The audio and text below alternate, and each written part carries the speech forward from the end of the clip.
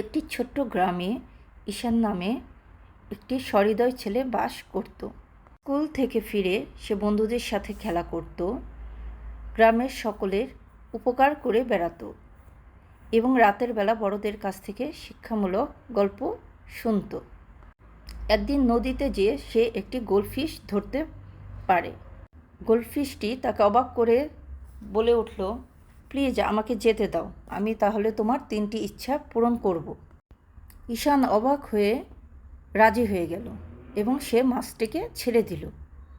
সে তার প্রথম ইচ্ছা নিয়ে চিন্তা করে ধন সম্পদ চাওয়ার সিদ্ধান্ত নিল। অবিলম্বে তার ছোট্ট বাড়িটি ধন সম্পদ ভরা একটি বিশাল প্রাসাদে রূপান্তরিত হয়েছিল। ঈশান তার দ্বিতীয় ইচ্ছায় সে নতুন সম্পদ পরিচালনা করার জন্য জ্ঞান চেয়েছিল এবং সে গ্রামের সবচেয়ে জ্ঞানী হয়ে ওঠে।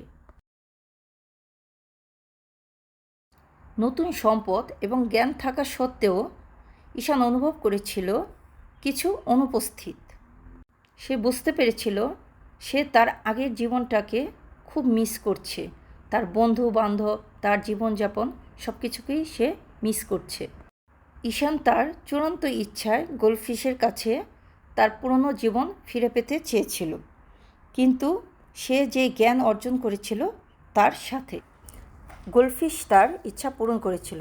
ঈশান তার সরল জীবনে আনন্দ খুঁজে পেয়েছিল, তার প্রজ্ঞা দিয়ে অন্যদের সাহায্য করে। গ্রামবাসীরা তার সুখ লক্ষ্য করেছিল এবং তার পরামর্শ চেয়েছিল, যা সমগ্র গ্রামবাসীকে সমৃদ্ধ করে তোলে।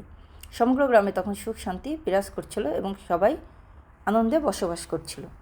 সত্যিকারের সুখ সম্পদ থেকে নয়, বরং জ্ঞান এবং আমাদের যা আছে তার সন্তুষ্টি থেকেই আসে।